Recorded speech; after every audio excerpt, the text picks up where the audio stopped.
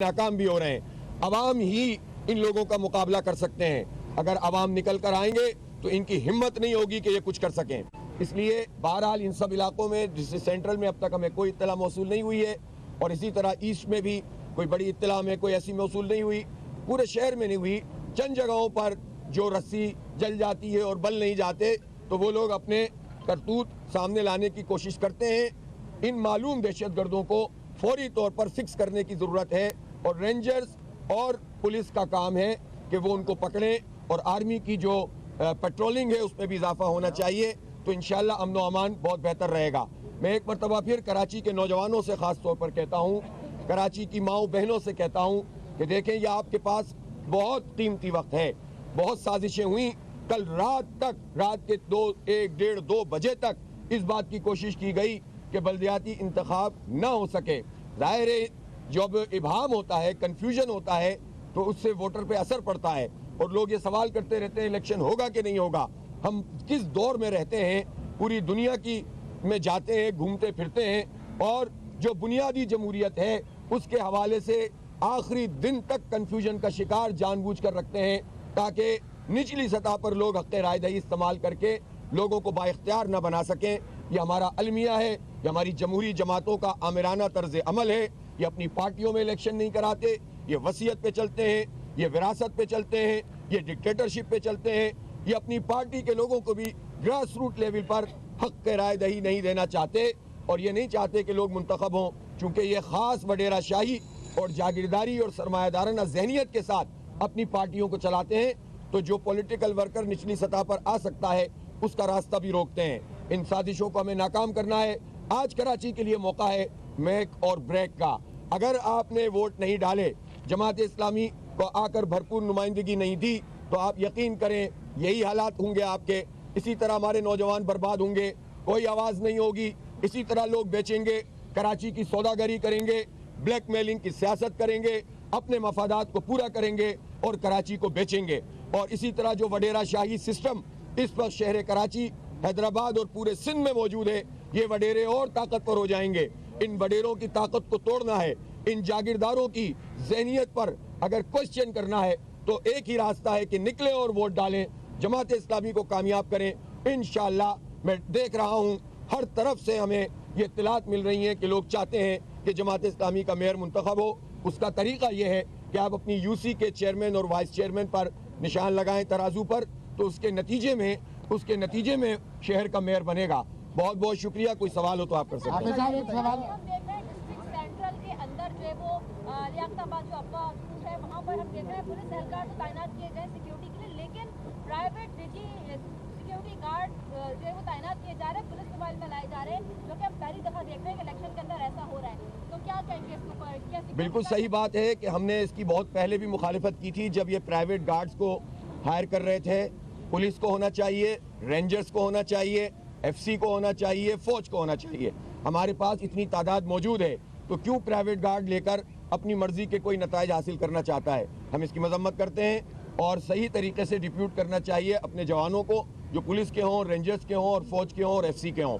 تو اسی طرح جہاں بھی یہ نقص موجود ہے کہ اب تک جو ہے وہ عملہ نہیں پہنچا ہے, الیکشن کمیشن کی ذمہ داری ہے کہ فوری طور پر اب اس کام کو کر لیا جائے اور کسی صورت میں بھی لوگوں کو حق رائے دہی سے محروم نہ کیا جائے. اچھا یہ بتائیے گا, ایم کیو ایم کے ایک رہنما نے یہ بھی کہا کہ آنے والا میئر جو ہوگا وہ ایم کیو ایم کی خیرات کے اوپر ہوگا, کیونکہ آپ ایم کیو ایم نے بائیکاٹ کر دیا ہے. کیا آپ سمجھتے ہیں کہ جو آنے والا جو میئر ہے اب وہ خیرات کے طور پر دیکھیں, اگر ایم کیو ایم میں جان ہوتی, اگر مہاجر عوام ان کو رسپونڈ کر رہے ہوتے, انہوں نے ان کے لیے کچھ کیا ہوتا تو وہ بائیکاٹ نہ کرتے, وہ بلکہ الیکشن میں حصہ بھی لیتے اور آپ سب لوگ جو آج ڈیوٹی پر ہیں آپ کے ووٹ بھی پڑ چکے ہوتے. صحیح ہے, اس لیے وہ تو فرار اختیار کیا ہے, بھاگ گئے ہیں.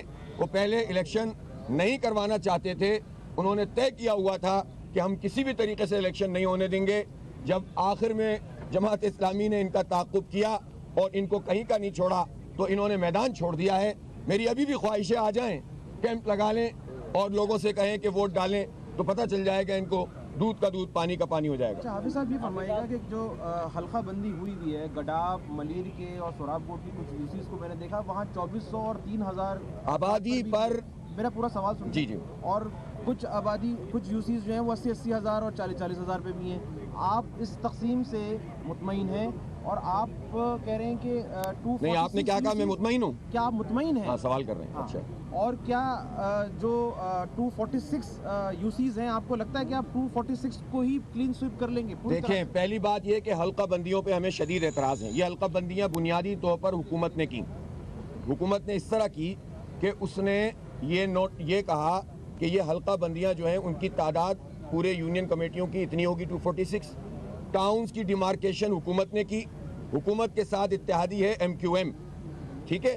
انہوں نے اس کے بعد ٹاؤنز کی تعداد پہ اور آبادی کو لے کر الیکشن کمیشن کو دیا اور تجویز کر کے دیا کہ یہ حلقے ہوں گے.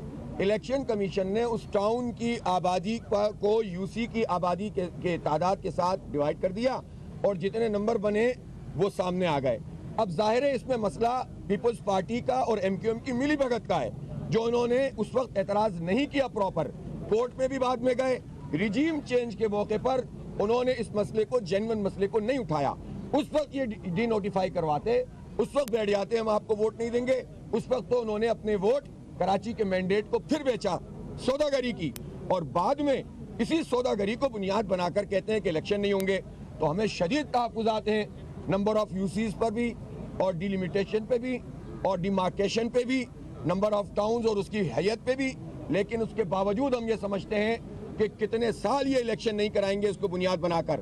ہم تو ووٹر لیسٹ بھی پراپر نہیں ہے, مردم شماری بھی PTI اور MQM نے مل کر منظور کی. وفاقی کابینہ نے جعلی مردم شماری, ہماری گنتی کم کر دی, ہماری پیٹھ پہ چھرا گھونپا. ان لوگوں نے جنہوں نے اتنا بھاری مینڈیٹ کراچی سے لیا تھا, وفاقی کابینہ نے اس جعلی مردم شماری کی منظوری کیوں دی؟ ان سوالوں کا جواب دینے کے بجائے یہ پارٹیاں اور MQM اسی کو بنیاد بنا کر الیکشن سے بھاگ رہے ہیں.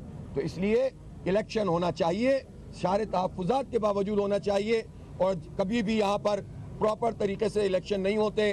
اسی لیے تو جماعت اسلامی ان ساری پارٹیوں کو کہتی ہے, ساری بڑی پارٹیوں کو, الیکشن ریفارمز پر آ جاؤ, بیٹھ جاؤ ہمارے ساتھ. اور ہم تو بہت بڑا ایک وہ رکھتے ہیں کہ یہاں پر متناسب نمائندگی کی بنیاد پر الیکشن ہو. اور میں تو یہ کہتا ہوں کہ MQM اگر بھاگی ہے ڈیلیمیٹیشن پر تو پیپلز پارٹی سے مطالبہ کرتا ہوں آج کا انتخاب ہو جائے.